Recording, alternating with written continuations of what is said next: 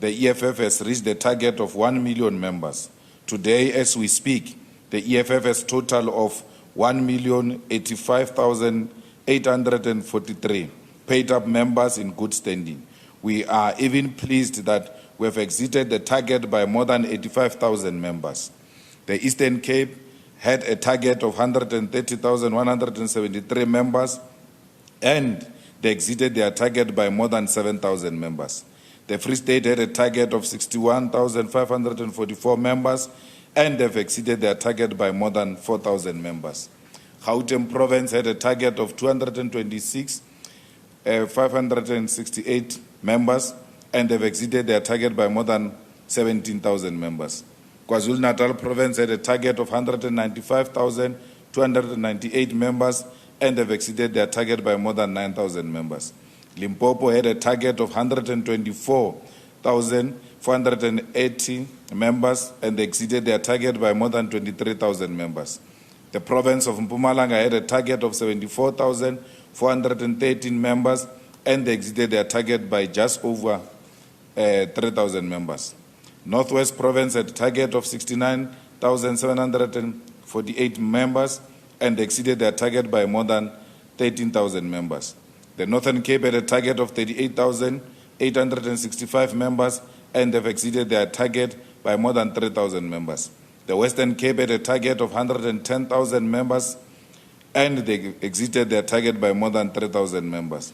We take this opportunity to congratulate all the commissars and ground forces for their dedication and hard work they put in under difficult and demanding conditions.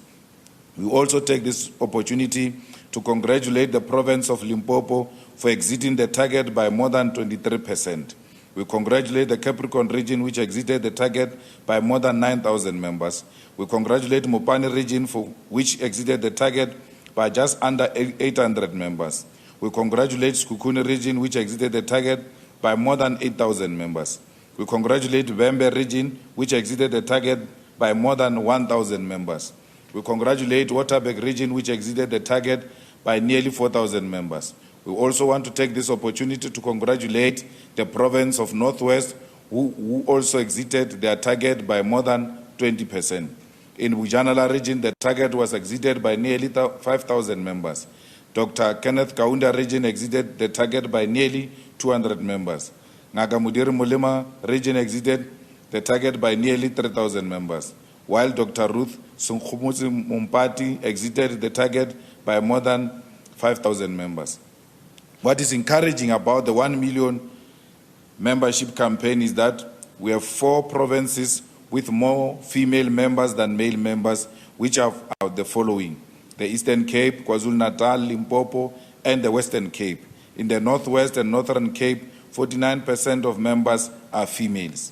The membership in terms of age, language, demographics, and race demonstrates that the campaign was able to achieve its intended objective of having the EFF represented in every corner of South Africa. This monumental achievement, which represents the first genuine and credible initiative to build an organic people's movement in South Africa post the democratic dispensation, was made possible by the dedication and commitment of leaders and members of the EFF across all of our structures.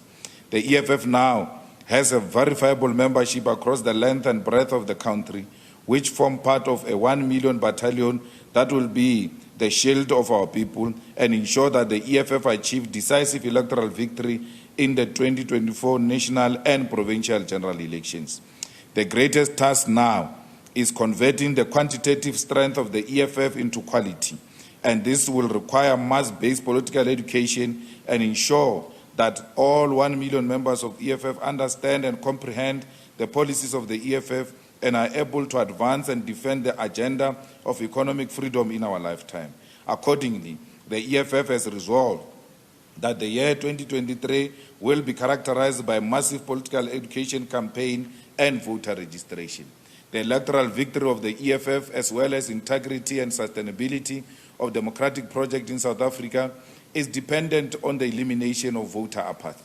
As such, the EFF, as a vanguard of the interest of society, will ensure that all people of South Africa who are eligible to vote are registered and will further explore legislative means to implement automatic voter registration for all citizens who are of an eligible age to vote.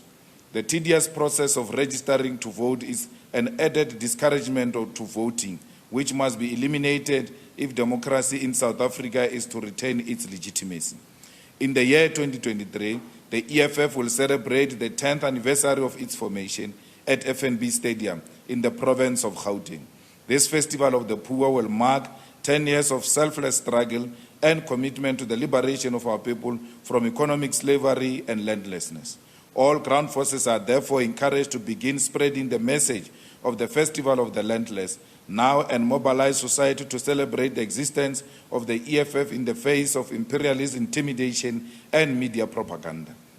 The EFF welcomes the report of the independent panel, which has been established in terms of Section 89 of the Constitution of South Africa, to explore whether there is prima facie evidence to proceed with the impeachment process on Cyril Ramaphosa for the crimes he committed on Phala Phala farm. Cyril Ramaphosa has been found to have done the following violations: a serious violation of Section 96, subsection 2A of the Constitution, a serious violation of Section 34, subsection 1 of the Prevention and Combating of Corruption Activities Act, a serious misconduct in that President violated Section 96, subsection 2B by acting in a way that is inconsistent with his office, a serious misconduct in that the President violated Section 96, 2, subsection B of the Constitution by exposing himself to a situation involving a conflict between his official responsibilities and his private business. The EFF commends the independent panel led by Chief Justice Sandile Ngobo for producing a comprehensive and concise report with a relatively understandable period of time. It shows that esteemed judges and legal practitioners involved understood the gravity of the task before them and respected the people of South Africa enough to produce a report of quality in a timely manner. In light of the speed and quality work of the independent panel, the EFF condemns the law enforcement agencies and financial regulators, namely the Office of Acting Public Protector, the South African Revenue Services, the South African Reserve Bank, the National Prosecuting Authority, who have not released any findings or reports on the crimes committed at Phala Phala farm. It is disgraceful that these entities are making no progress on the Phala Phala matter and reveals how deeply Ramaphosa has compromised the institutions of this country. The EFF rejects with contempt the coordinated campaign by the media, which is attempting to discredit the outcomes of the independent panel and cast aspersion on the integrity of members of the panel itself. It is of a particular concern that a legal professional who is a woman is being doubted and discredited by captured media fraternity simply because she has represented individuals in the past in accordance to the guides and principles of the legal profession. Society must reject the campaign by the hypocritical civil society, media, and the so-called religious society who want to create an impression that the removal of the corrupt president of South Africa represents the collapse of the country. The Republic of South Africa is founded on constitutionalism and the rule of law, and not on the continued presidency of Cyril Ramaphosa. And the Constitution and the rule of law must not be doubted and disrespected simply because a favorite of the establishment has now been found to have broken the law. Cyril Ramaphosa has violated his oath of office and the Constitution of South Africa, and he must be removed as a matter of agency. We note the reports that Cyril Ramaphosa intends to take the report of the independent panel on judicial review. And as the EFF, we view this move as a disparate and a further disrespect of South African people and the Constitution. It reveals that Ramaphosa is arrogant in his criminality because he's the one who has considered to breaching the laws of this country. Such an engaging in paid work while a president and failing to report the theft of his laundered money to the relevant law enforcement agencies. The EFF reiterates the view of the independent panel, which illustrates that the evidence of Cyril Ramaphosa regarding Phala Phala farm must be approached with caution. And this is logical because he has a propensity of lying and misleading investigative agencies. The EFF will thoroughly expose Ramaphosa on the 6th of December 2022 as a money launderer who is part and parcel of a criminal underworld which erodes the economy of this country and violates the laws in order to enrich himself. The EFF, along with the majority of opposition parties, calls for the following ahead of the parliamentary sitting of Parliament on the 6th of December. Parliament must be physically convened to vote for the impeachment process to commence when we convene on the 6th of December 2022, and the reason for physical convening Parliament is to avoid a situation in which represented political parties lock up members of Parliament in private venues that are not protected and secure for Parliament and all its members. Political parties and all members of Parliament must vote for the impeachment process to commence, because not doing so is not sensible and will not pass the rationality test. Voting against Section 89 independent panel's recommendation will be a violation of Parliament's constitutional obligation to hold the executive accountable, and previous rulings of the Constitutional Court have condemned Parliament's lack of oversight and vigilance over the executive. The EFF, along with the opposition parties, has resolved that in addition to the Section 89 impeachment process, will request the Democratic Alliance, the official leader of the opposition, to table a motion of no confidence against Mr. Ramaphosa on the basis of the prima facie evidence that he committed serious violations of the constitutions and the laws of the Republic. If the Democratic Alliance, which is the second largest political party in Parliament, is unable to table a motion of no confidence, the Economic Freedom Fighters, which is the third largest political party in Parliament, will table the motion of no confidence against Mr. Cyril Ramaphosa before the sitting of the National Assembly on the 6th of December 2022. The EFF will explore legal avenues to compel the Office of Acting Public Protector, the South African Reserve Bank, the National Prosecuting Authority to release their respective reports and findings regarding the crimes committed at and in relation to Phala Phala farm. The above process is the only way in which appropriate accountability will be achieved and sanctity of the constitution of this country will be preserved. The EFF is concerned by the high levels of crime confronting the South African society, as well as the rise of assassinations which have become a norm even outside the political terrain. It is alarming that there have been over 7,000 murders in South Africa between July and September 2022. A statistic that reveals that the country is in a state of war. As such, there needs to be a purposeful change in the leadership of the South African police services if the scourge of crime is to be dealt with decisively. The EFF is further concerned by the continued plague of gender-based violence, which is becoming worse on a daily basis. The women of South Africa are being victimized and live in constant fear of rape, abuse, and murder, even in their own homes. The EFF maintains that there needs to be specialized courts for GBV cases and a review of how police stations and police handle matters of gender-based violence. Too often, our police stations turn away victims of GBV and attempt to mediate abusive situations at the expense of victims. Law enforcement must be sensitive to issues of abuse and never be complicit in allowing perpetrators to get away with their crimes. The EFF has noted the high level of unemployment in South Africa, which are made worse by an economy which is crippling the ability of our people to afford basic means of survival. The people of South Africa live and work to survive, and their income only goes towards their transportation to go to work. The EFF maintains that this government has no verifiable plan to create jobs, and the misery of African people will continue because this government has a naive dependency on the private sector to create jobs, while the only objective of the private sector is to accumulate profit. The conditions of state-owned enterprises which are being auctioned off by the current government is worrying.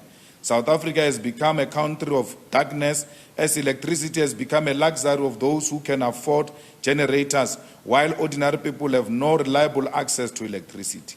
Dinel, SAA, PRASA, Eskom, Transnet, the South African Post Office are all in a state of financial and operational collapse because those who are leading this country have no desire for this country's sovereignty and independence. The removal of the ANC from government has become urgent because the route it has taken to destroy SOEs means the future generation will have nothing to inherit but debt and slavery to a greedy private sector.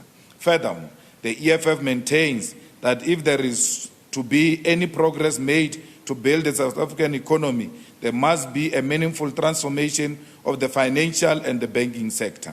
As things stand, the banks of South Africa are part and parcel of the massive tax evasion, money laundering, illicit financial flows that characterize the South African economy and erode our currency. The financial sector has become another avenue to fight political battles, and those opposed to the establishment are punished by having their bank accounts closed due to their political views. There is an urgent need to transform this sector, and at the center of this is the nationalization of the South African Reserve Bank. The Reserve Bank sits at the center of the economic misery confronting our people and must have its mandate and powers changed to ensure that it guides progressive change in financial laws and policies. The EFF reiterates that we reject the sellout and anti-revolutionary decision to release the killer of Chris Hani, Julius Malema. Julius Malema took South Africa to the brink of a civil war on the eve of democracy and has left a gaping wound on the progress of our society by killing a man who was dedicated to the liberation of African people. The pain Malema caused to South Africa and its people has stalled progress post-democracy and possibly held back the gains of the revolution for generations. It is for this reason that his release must be opposed by all people who appreciate the sacrifice made for our freedom. The EFF will explore means possible to ensure that Malema rots in jail, because the confidence and audacity of white supremacy will be entrenched if they know that they can kill the leaders of a liberation struggle without severe consequences. The release of Malema is indicative of a need to further transform the judiciary and make it responsive to historical challenges confronting African people. Our judiciary is in a state of compromise because the Ramaphosa regime has turned it into instrument of defend their corruption by capturing judges. The political capture of the judiciary through judges must be fought to ensure that our laws are applied in the interest of fairness and justice and not to protect corruption, racism, and benefactors of colonial conquest. The EFF sends its well wishes to all matriculants who have recently concluded their examination, especially under difficult conditions of rolling electricity blackouts and unreliable basic education sector. We encourage all matriculants to pursue qualifications in the tertiary sector, namely in universities and technical and vocational and education and training TVET colleges. This is because South Africa is in need of an educated and skilled youth to ensure that the country is industrialized and is able to pioneer knowledge production in the continent. From the 3rd of January 2023, the EFF Student Command will be stationed in all campuses across South Africa, embarking on Sizofunda Ngenkani campaign. No student will be excluded from accessing higher education, housing, and their qualifications due to money or debt, and any student or learner who wants to study must look for the red T-shirt of the EFF for assistance. The EFF encourages all voters in the Tsobotla local municipality in the northwest and Mukonto municipality in Mpumalanga to come out in their numbers to vote for the EFF. All 20 wards in the Tsobotla will be going to by-elections along with 5 wards in Mukonto on the 14th of December 2022. Our people must utilize this opportunity to vote for change. In the same way, the people of Ward 11 in Nkomazi, Mpumalanga, Ward 3 in Pokwani in the Northern Cape, Ward 5 in Mahikeng in the Northwest, and Ward 29 in Western Gauteng did when they voted decisively for the EFF. The gains made by the EFF in the year 2022 are commendable, and we salute all ground forces for their sacrifice in the war for economic freedom. We encourage all the people of South Africa to be safe on our roads and have festive season characterized by sharing with those who are unfortunate. I thank you. Thank you very much, Commander-in-Chief. We will now open for a round of questions. I see the SABC, I see Newsroom. will be number 3. Sure, let's go, SABC. Thank you. Sorry, it's Kani Mapanga from SABC News. Mr. Malema, how sure are you that the ANC will be voting with their conscience tomorrow regarding continuing with this impeachment process? And is the opposition still speaking in one voice, as COPE is one of those parties that have released a statement saying that they are not in agreement with the calls for the president to resign or be removed? And then I also wanted to get your comment on ANC National Chairperson Greta Mantashe's statement that the removal of President Ramaphosa would cause chaos in the country. Has the EFF considered what the impact of such a removal would be on citizens in this country, and what do you make of that statement? Newsroom. Mbali Tatani from Newsroom Africa. Just to touch on the impeachment process, we've just seen a statement coming out from Parliament that there will be no secret ballot tomorrow. Just your reaction on that issue and just what you make of it. At the same time, do you think that you will be able to have the numbers tomorrow for that vote to be carried out? You also previously threatened a nationwide shutdown should Ramaphosa not step aside. Where are you in terms of this nationwide shutdown you previously told us about? You also said in your statement just a short while ago that you will expose Ramaphosa as a money launderer. I'm not asking you to tell us exactly how you will expose him, but can you just give us a bit of light in terms of what do you mean exactly when you're saying that you will expose him as a money launderer? Thank you.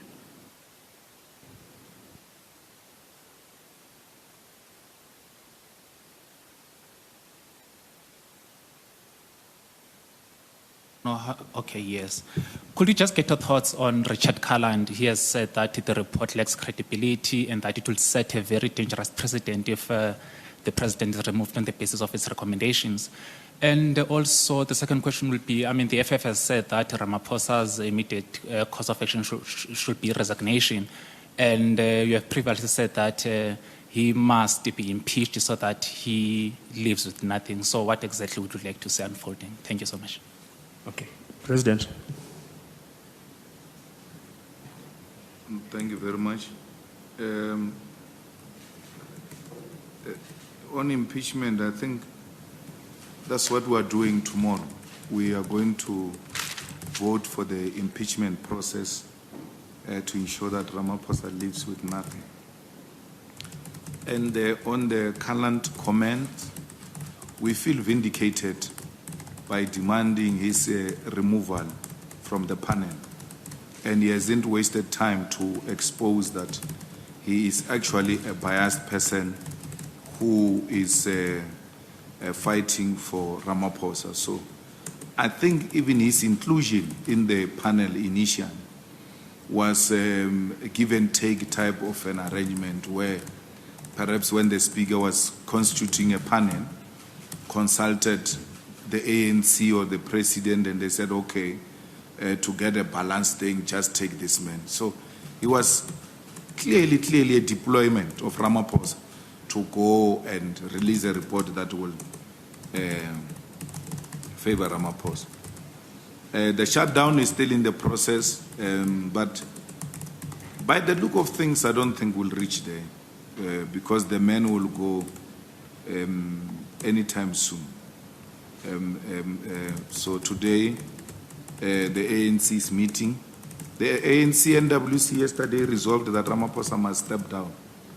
And then the MPs must vote against the panel.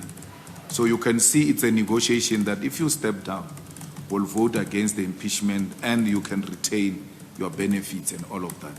So what is interesting is that the media know that the ANC NWC agreed that he must step down. You leave the step down thing, and then you push the narrative that the ANC is going to vote against the panel's recommendation, and then project Ramaphosa as having won, as it were. But the reality is that the ANC has recommended to the NEC that Ramaphosa must step down, and members of parliament must vote against the impeachment, which is something we are opposed to. He must step down and he must still be impeached. Stepping down does not mean he must not be impeached. And even even during the impeachment, he must still be arrested. He committed crime. He committed corruption. So all of that must follow. And then why should it follow? It must even follow more because Ramaphosa is fighting as if he has not done anything wrong. If he was someone who was showing remorse, perhaps some of these things will look the other way and say, no, the guy has seen his mistakes and he has accepted. No, it's not. He has actually put the country in a state where we are divided. And to a point where he even left his responsibilities, because as we speak now, he's no longer a president. Because a president, after such a report, had a responsibility to come out, reassure the markets, reassure the nation that things are in order. He abandoned that. He abandoned his accountability in Parliament. He went into hiding. It's just that in South Africa, we don't have soldiers. Because in that short space of time of the disappearance of the president without trace, the general of the army should have taken over. So the president vanished. And you see nothing wrong with that. That Archbishop Makgoba sees nothing wrong with that. That Council of Churches sees nothing wrong with that. Where a president disappears for 4 days without trace, without telling the nation what's going to happen. By doing that, the president has effectively and immediately resigned. We don't need a letter. Through his action, the president has told you that he's no longer the president of South Africa, and you guys are insisting on making him something that he says he doesn't want to be.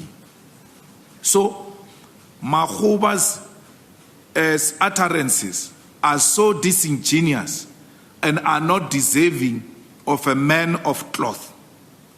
If I was a member of the Anglican Church, I would have filed for motion of no confidence on Archbishop Makgoba, who is factional, who has lost his morality, who has lost his ethics, who has gone all out to defend corruption and money laundering.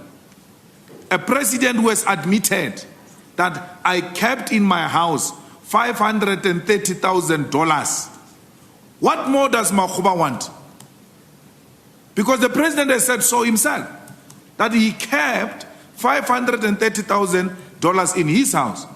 Secondly, the president has said, I have not reported the stealing in my farm as required by PRECA, that more than 100,000 K, if stolen, must be reported to the Hawks. The president has admitted that.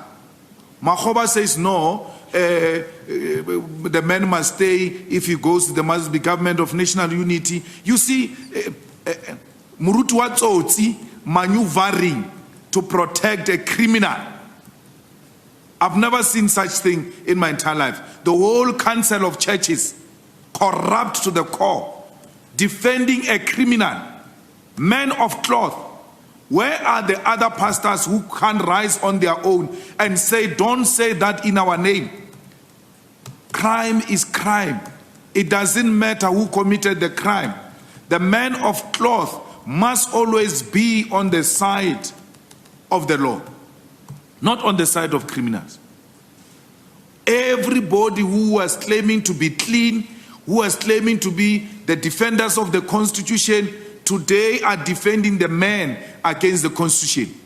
The whole Joel Nechitenze, an over-exaggerated intellectual who defends a criminal using tribalism. For the second time now, Ramaphosa said the July unrest was caused by the Zulus. Now Joel comes and says the defenders of the people who demand Ramaphosa to leave are Zulus. What do these two vendor men have against Zulus? What is this tribalism that these two vendor men are pushing in this country? They are provoking those Zulus when they are not doing anything. They have not done anything. The man is saying, look at the people who want Cyril to go all of them come from one province where Zuma comes from. He thinks he's being intellectual as usual. But he's effectively saying, look at all these people are Zulus. Why is Joel and Cyril being allowed to perpetuate tribalism in this country? And these are the people who were told are the best of the best who will defend the constitution. Why is Cyril, the man who were told is the one who drafted the constitution, not being the first one to defend the same constitution he drafted, the so-called best constitution in the country, in the world? So I am happy that this moment has come to show to all of you that the road is not Zuma, the road is not Ramaphosa, the road is the whole entire ANC. As the EFF, we are very happy that the secret ballot is not provided. Nkosazana spoke on TV and said Cyril must go. Lindiwe Sisulu spoke on TV and said Cyril must go. Supra spoke and said Cyril must go. Tomorrow, let them go and raise their hands. They must not become peacetime heroes. They were talking on TV. Let the real truth prevail tomorrow. Let's see if they meant what they were saying on TV. Secret ballot for what? If they are for the constitution, if they are for the rule of law, and they are not for the men, let tomorrow South Africa see who is on the side of the constitution and who is on the side of an individual. We are happy with the decision of the speaker not to grant the secret ballot.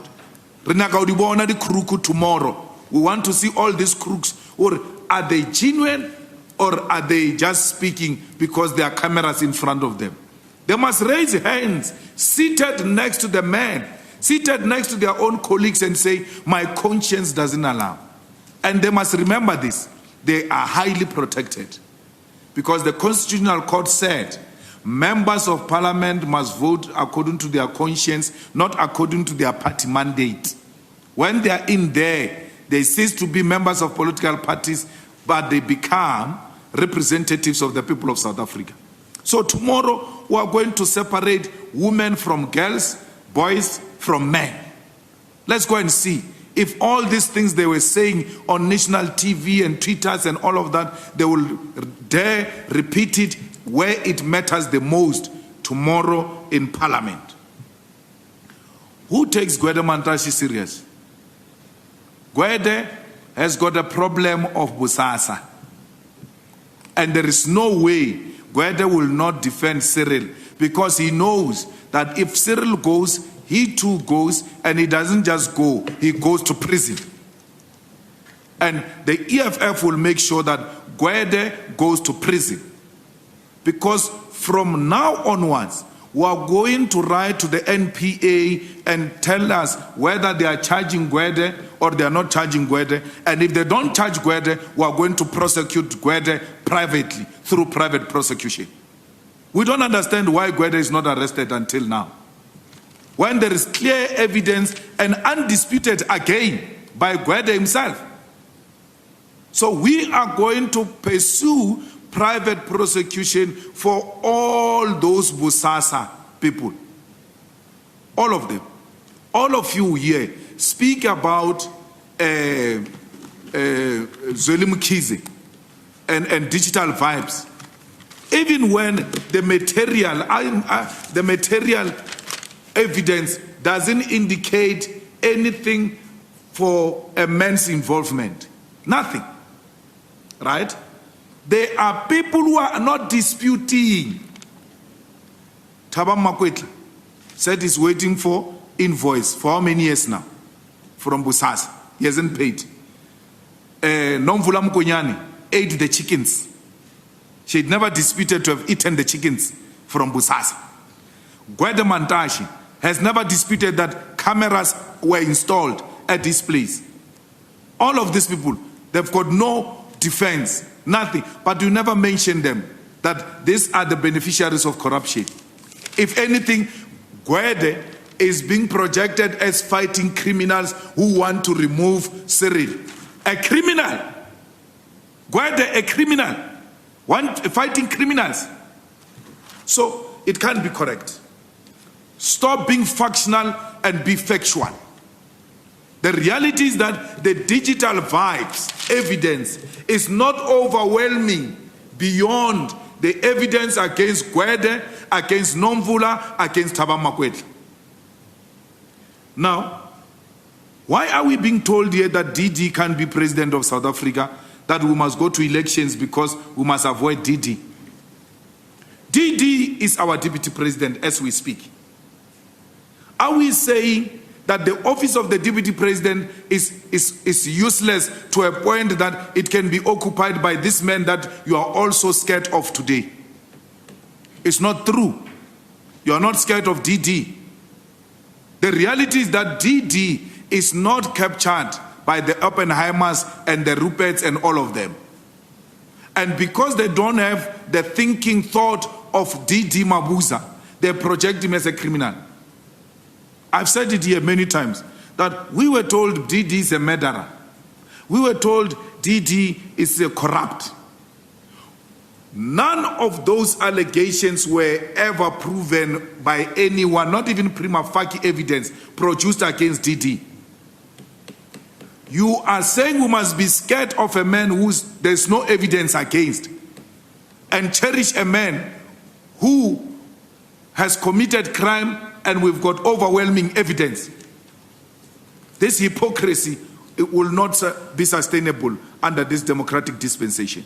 So the fear-mongering, the scaremongering that we're having around DD, it is because the establishment has got no total control over DD. That's what we're suffering from. If DD is a murderer, why did your clean president appoint a murderer as a deputy? Because your president is a clean president, Ramaphosa. Why did he appoint a murderer as a deputy? If your president is so clean and he has won election on an anti-corruption ticket, why did he appoint DD as a deputy president if DD is corrupt? If DD is all these things that you are telling us, why did your clean president appoint him? There's nothing wrong with DD. And as a result, just be ready. Tighten your seat belt. It's unavoidable. We are likely to eat beetroots Christmas Day with DD as a president. As you are having your 7 colors, DD will be delivering a Christmas message. So this scaremongering will not work, because there are no facts, none whatsoever, against DD. We must not be gullible all the time. When the Oppenheimers and the Ruperts speak, we must all be chasing after them. No. They just paint a man like that and leave him with a dark cloud. The man said, listen to the man of integrity. Listen to the man of integrity. DD said to the ANC NEC, if I'm corrupt, if I'm a murderer, do not appoint me as deputy president. I don't want to be sworn in as a member of parliament. If you remember, SG, it took time for DD to be sworn in as a member of parliament. He refused. He said, he even went to the ethics committee of the ANC and said, charge me. What have I done? Only a man of integrity, a man of ethical leadership will do that. DD refused to be sworn in. DD refused to be a deputy president and said, if I am all what you are saying I am, let me stay at Lituli House. Why did they insist on appointing him? Where was Gwede, the clean Gwede, to stop DD from being sworn in? Where was Makhoba? Where was South African Council of Churches? Where were all these so clean people? When Cyril insisted on DD to be sworn in, why didn't they say, Cyril, our clean guy, do not appoint this guy? Why? The fact that DD is a deputy president of this country, it means he meets all the requirements to be the president. And nothing will stop him from being the president except the ANC itself. not this scaremongering. There is no any election that is going to be held here. We are going to election in 2024. Listen to all political parties and people who are funded by the Oppenheimers, all of them. Makhoba, DA, Herman Mashaba. They all read from the same script. Dissolve the government, go to an early election. You know why? Because Oppenheimer is the only person who's allowed to finance political parties in South Africa. He will give money to the DA, he will give money to Herman Mashaba, they will go to elections and defeat all of us because we don't have money. Oppenheimer gives political parties money, no one questions him, no one closes his bank accounts. But if a businessman was to finance the EFF and declare it publicly, he will have his bank account closed. Why? Because he financed a different political opinion. In South Africa, a different political opinion gets punished. You are not allowed to disagree. Everyone who disagreed in South Africa, their banks are closed, bank accounts are closed. Here is a money launderer here who has admitted to have kept cash in his home. Did ABSA close his bank account? Did FNB close Cyril Ramaphosa's bank account? Anyone who has ever mentioned about this or that corruption without a proof, the banks have closed their accounts. Why are the Ramaphosa's bank accounts not closed? Ramaphosa's son admitted to have taken money from Busasa. His bank account is not closed. Why? Because he doesn't hold a different political opinion. In South Africa, you hold a different political opinion, the banks close your accounts. That's why we are calling for the transformation of the banks. That's why we are calling for the black ownership of the banks. Look at the banks. All black managers, DP, senior managers, are treated with suspicion. There's no senior bank manager in South Africa who's not treated with a suspicion and with disregard. Look at the African Bank today, which we said government must take over. Its management, very higher management, black. Because the impression is that when you are black, you are inherently incapacitated and corrupt. Black management of the African Bank, turning that bank around, declaring profits. We're not saying African Bank is transformed because they still do not finance the decisive interventions in the economy. But to have such management high, being black, is one step at the right direction. But I can tell you that if you go to African Bank, Standard Bank or ABSA, any black manager is treated with suspicion. We have Standard Bank, very senior black managers there, treated with suspicion, always people casting aspersions on them because the banks have descended into the terrain and are fighting political battles. Why are the Ramaphosa's bank accounts still open, despite the fact that they've all admitted to have taken dirty money and corrupt money? If you are a member of the EFF, you are still banking with banks like ABSA or FNB. You are self-defeating. You are financing an anti-revolution. ABSA and FNB are at the center of anti-revolution in South Africa, and they must never be supported by any progressive South Africa.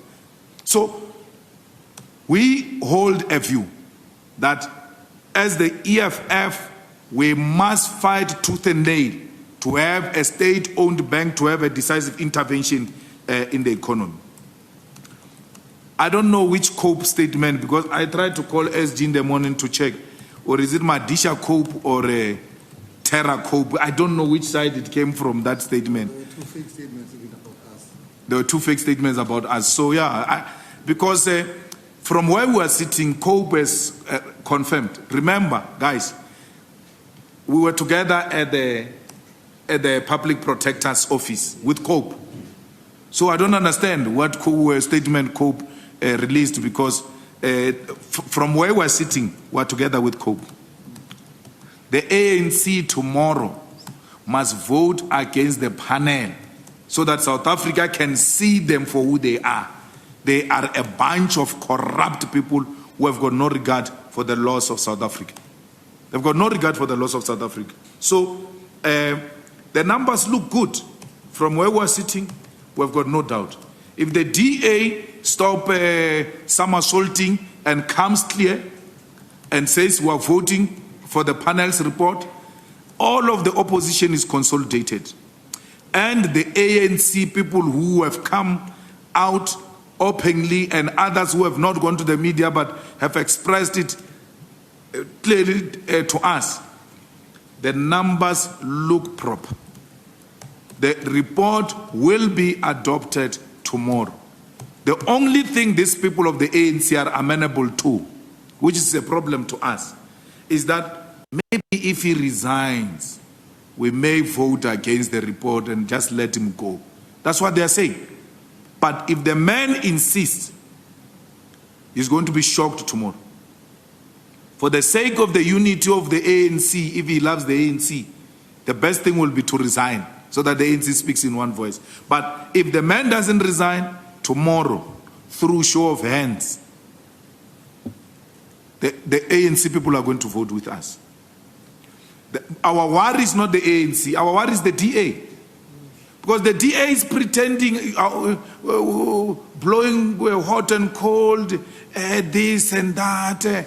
Remember, the DA did not submit anything to the Section 89 panel. And when the results were being announced, when the report was handed over, Steinhazen said he's giving an educated guess. How can you give an educated guess when you're not educated? You know, illiterate people like throwing around some words they don't even understand their meaning. He says, I'm giving an educated guess. This report is going to be in favor of Ramaphosa. Yet he never wanted this report to be what it is. They are highly, highly conflicted because the poster boy of their handlers has been found wanting. Once the DA comes, we're done. But even if the DA doesn't come, the people of South Africa will see the DA for what it is, that it defends corruption, it defends a man who was found with dollars, who has violated the laws of South Africa. What else? Huh? Thank you very much, Commander-in-Chief. We'll take the last round of hands for questions in the EFF press conference. We'll welcome those journalists who are late. We're waiting outside. Number 1, number 2, number 3. It's the last round of hands. So if there are any questions, you can take them now. Forever hold your peace. Number 1. Okay.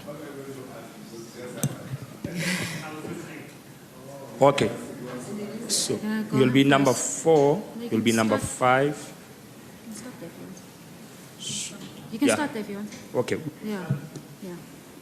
Sure.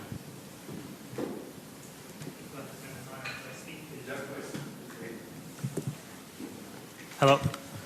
Hi, Mr. Malema. Thank you. Obviously, Please state your name and publication. Sorry? Oh, yeah, John Eligo with the New York Times. Thank you.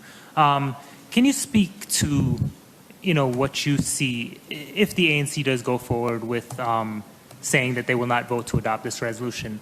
What sort of message does that send to South Africans about this party, in your mind, and sort of its vow to renew itself and fight against corruption? Thank you. My brother in the red. Yeah. My name is Lunga from The Citizen. Mr. Malema, firstly, the party stands on women. We've seen what you said in the Eastern Cape regarding to the top 5 that was chosen, which had no women there. And we've seen in the past your stance in regarding to Judge Maya, you recommending that she should be president or she should be the Constitutional Court judge. I just want to find out from you, if in the next conference, the EFF conference, you and your deputy had to be challenged by both women, would you, either of you, consider maybe letting them lead the party? Thank you. Okay, number 3, let's do business day. Mr. Malema, on your remarks about the army, are you actually calling on the army to rise up and take over government in the event, like say in future, the government goes, the president, goes AWOL and doesn't take the nation into its confidence regarding whatever crisis it may be experiencing? Are you actually calling for the army, irrespective of which government will be in power, then to basically take over? Thank you. Newsroom. Mbali again from Newsroom Africa. Mr. Malema, I think you forgot to answer my last question about you saying you will expose Ramaphosa as a money launderer. But my other question to you, it's the ANC conference in just a few weeks' time with this Phala Phala farm issue. Who do you think will emerge as the ANC president, especially now in light of what we have seen? We've also seen reports as well from News 24. Your name has also been thrown in a report about a woman who has been killed, and you are also friends with her boyfriend. Just your reaction in terms of that crime that took place. Thank you very much. SABC. Okay, Mr. Malema, just clarity on the DA. As when you've sat in the forum for opposition parties, what was their stance on this matter? And have you engaged with the leadership of the DA? And do you have any confidence in what will happen tomorrow? Because you're saying that it's blowing hot and cold. You don't know where that decision will go, and that is a sizable number that you will. Thank you very much. President. Thank you very much. Well, the ANC, if it votes against the panel's recommendation tomorrow, it will be showing the Constitution a middle finger. It's as simple as that. And the party that has always claimed that it came with the best Constitution in the world, the party that is led by a person who claims to have been a drafter of the same Constitution. It will be very clear tomorrow that if the decisions do not favor them, they disregard the Constitution. And they only love the Constitution if the decision favors them. In the EFF, we are led now by 3 women in the top 6. That question doesn't arise. It's actually a factional question, which is driven by the desire to satisfy one's ego, because it's about women leadership. If you understand the issues of feminism and gender equality, it's not necessarily married to a particular position. So we have allowed women to lead now. And why would we stop women from leading tomorrow when we're in less than 10 years? We're the only party actually with more females representation in parliament. So our conferences are constituted by more females than men. And our membership in the majority of our provinces, our membership is constituted by a female leadership. So it's not far-fetched that the EFF has got a potential not only to produce the first female president of its own, but the first female president for the country, because we are extremely committed to that issue, and where we are found wanting, we immediately make an intervention. I think you are in a wrong press conference. Perhaps you should have asked that in the ANC press conference, where even a candidate, there's one candidate or 2 of all the candidates, and there's no candidate for president or deputy president or anything of that sort of a female. So in the EFF, that issue doesn't arise, Shem. We have sorted it out. Right from the formation of the EFF, if you go into the founding manifesto of the EFF, if reading is part of what constitute your daily life, you will find it there, that this matter has been resolved. The army has got a responsibility to protect the Constitution. If the political leadership is found wanting and is acting against the Constitution, they've got the entire responsibility to defend it. They have a responsibility to defend the country. a man went AWOL for 4 days. What more do you want? We were leaderless. And once such vacuum arises, we're going to be led by thugs. We'll just have a gangster who's going to call a press conference at the SABC and say, we're done. I'm in charge now. No work tomorrow. So the army too has got a responsibility to go to him and tell him that you must not play games with us. You can't do what you are doing and play hide and seek with us. It doesn't work like that. So political leadership must know that if it thinks it can play with the people of South Africa, there are levels within which this country will be defended. So we're not going to have a president who thinks that he can do as he pleases. The man is gone. And the army should have gone to tell him, or you are done, chief. The fact that you left for 4 days without telling anyone where you're going. The fact that you have abandoned parliament, you have abandoned your press conference, you plugged the country into crisis. And therefore, do the formalities of announcing, but in reality, you're gone. Well, let's leave the ANC conference to the ANC branches to deal with their own internal matters. I think that it doesn't matter who wins. The road is too deep. I mean, there is no one, not a single one of them who will save this country from the mess we are subjected to from the ANC. So let's leave it to the branches of the ANC to deal with it. Kyle's woman died, the girlfriend. I was reading, like everybody else, that she committed suicide, and the police are investigating that. I haven't spoken to Kyle, but yeah, I knew her very well. We're friends with Maya. She was a very lovely lady, forward-looking. She had very good plans for the continent, for the country, and they had held our leadership in high regard.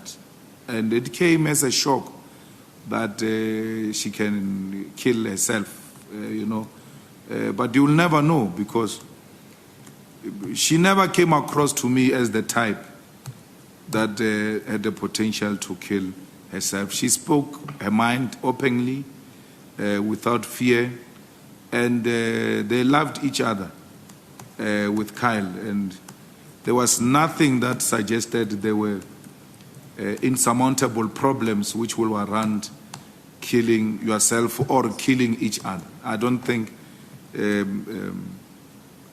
was any sign of that sort. So it was a shock. It's not only Maya who died. I think another friend of ours, Martin, who was a partner of Kyle and Adriano and them, also died a day after of cancer. So you can imagine that what the guys are going through now. They've lost two close people, very close to their heart, and it's a very difficult period for them. And we can only wish them strength and wish the families strength, and wish that the souls of the two who have departed rest in peace. But it's an interesting thing of Maya, because the police have opened an inquest, so we should be able to get closure, because those of us who knew her were like, what happened now? And we'll need those answers. The DA gave apology in the last meeting, but rest assured us that they are still part of the forum. And we asked General Olomisa to speak to them on the motion of no confidence and not on the voting of the panel, because the there was no anything that was sent to us that suggests they hold a different view. The statement was circulated, that statement which we released of the forum, and the DA commented on the statement saying change here, change there. Generally, they were happy with the statement, but they don't inspire confidence. Their leader, when he speaks, he creates a lot of uneasiness, and that's where we come from. But everything else will be revealed tomorrow. We'll know who stands where. I think we even have a press conference tomorrow of opposition parties at 10 in Cape Town, just before the sitting of Parliament. But that's why I said to you, inclusive of the DA, we don't see any problems. And we really want to caution the people who are attacking Chief Justice Ngobo. He didn't say anything, the old man Shem. He just said there is a prima facie evidence. The Parliament must investigate. The old man didn't say the guy is guilty or anything of that sort. He never said that. So to attack him, to even look for the value of his watch, that the 150,000 Rolex watch was stolen from him, and that's a sign of desperation. The attacks are directed at the wrong person. That old man was sitting at home, doing nothing, busy with his retirement. They went to fetch him. Come and check here for us if there is a case to answer. He came, he did his job, he's done. And what is worse is that he can't answer for himself. But for people to cast aspersion and assassinate him, it's really unfair. And to have women in the form of Feriel Havaji, who claim to stand for women, are taking a female advocate for doing her job. That advocate has represented everyone. Everyone. If Feriel was genuine in an attack of that lady, she had all the time under the sun to object her inclusion in the panel, like we did. We didn't question people's characters after the results. Because we're genuine, we said, this guy, Richard, is not independent. We objected, we fought to a point where he got excluded. What stopped Feriel from writing a letter to the speaker and challenge the advocate? Only to wait for the results. When they are not favorable, she attacks the poor lady. It's uncalled for.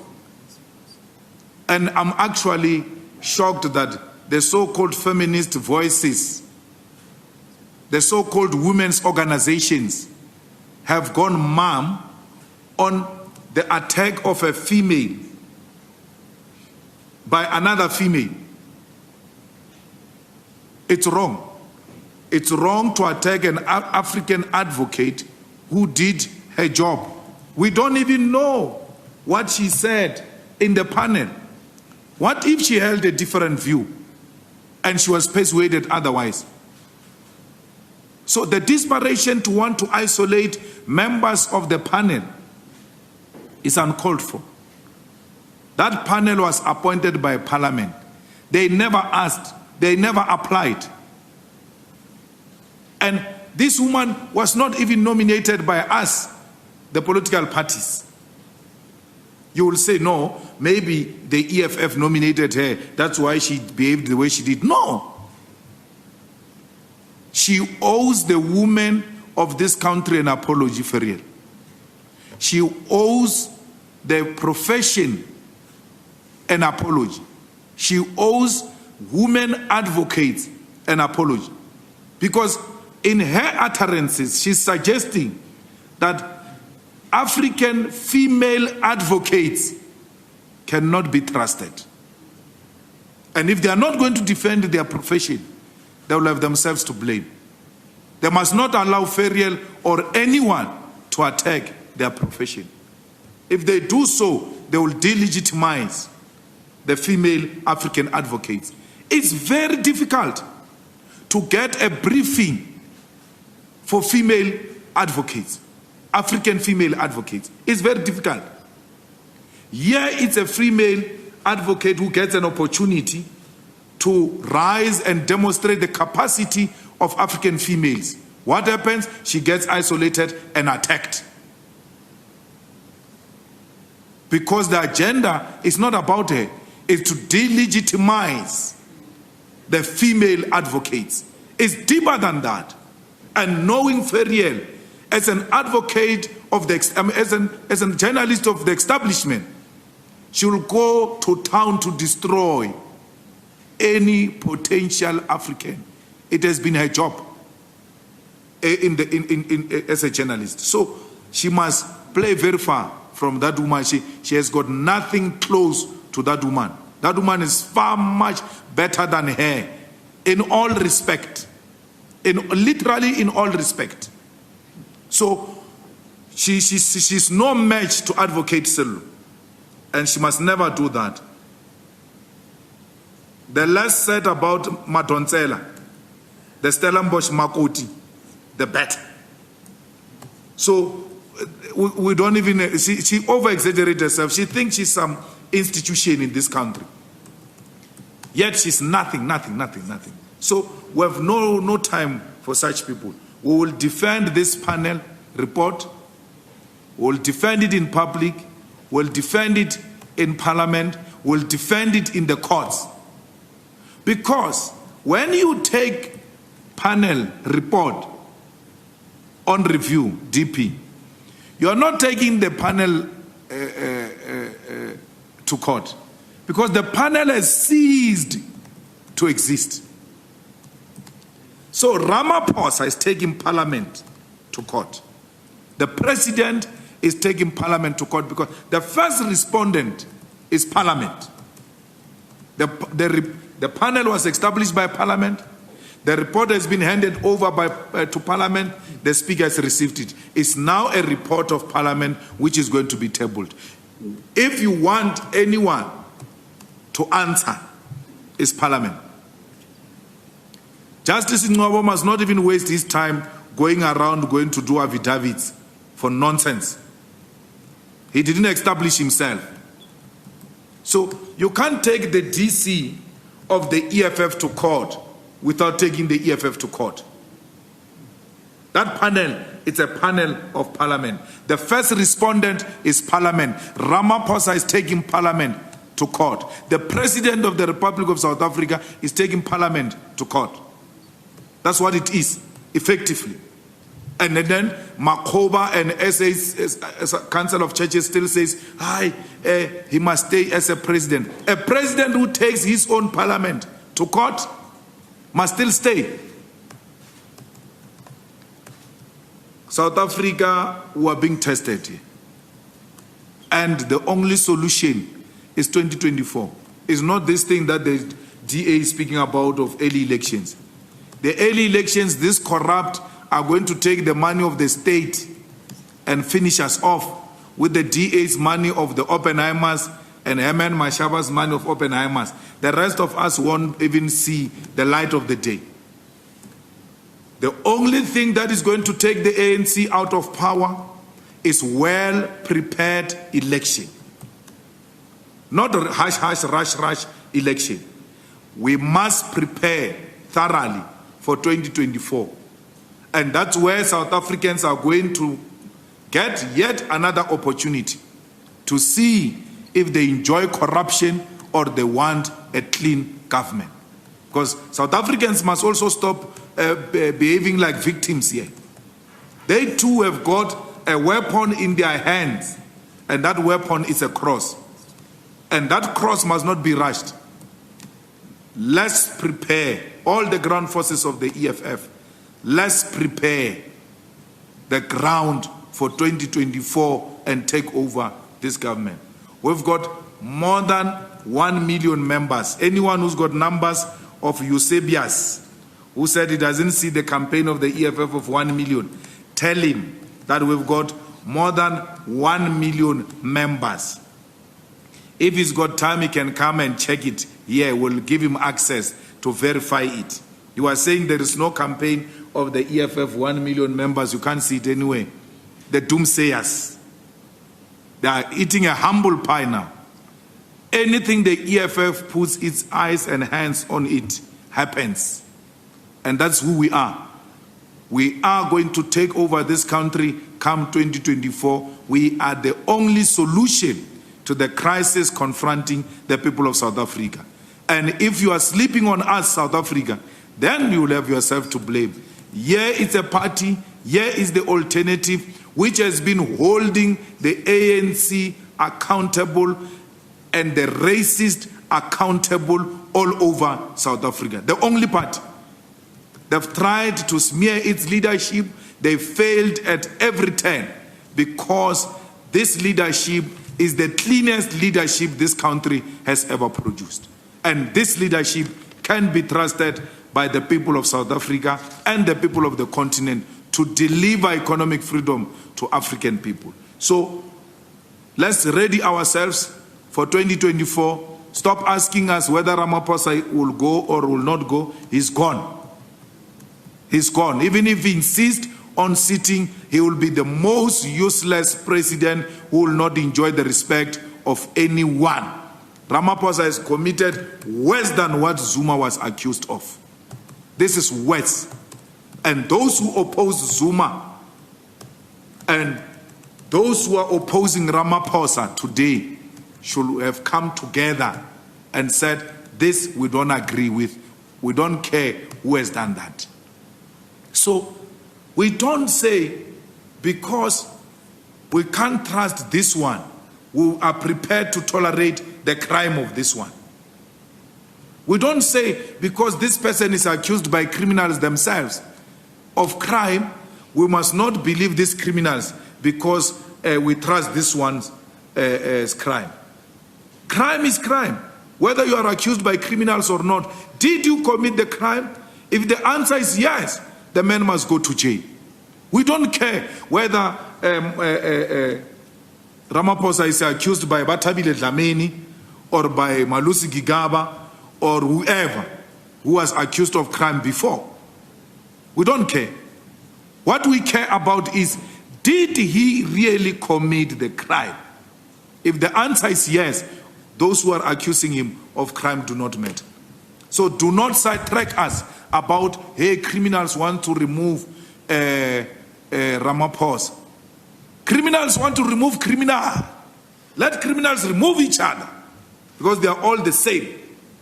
We don't care. So because a criminal wants to be removed by other criminals, it must not be removed even if it's a criminal. That logic doesn't make sense. Stellenbosch has reached a ceiling. It can't think anymore. The thinking tanks can't produce ideas anymore.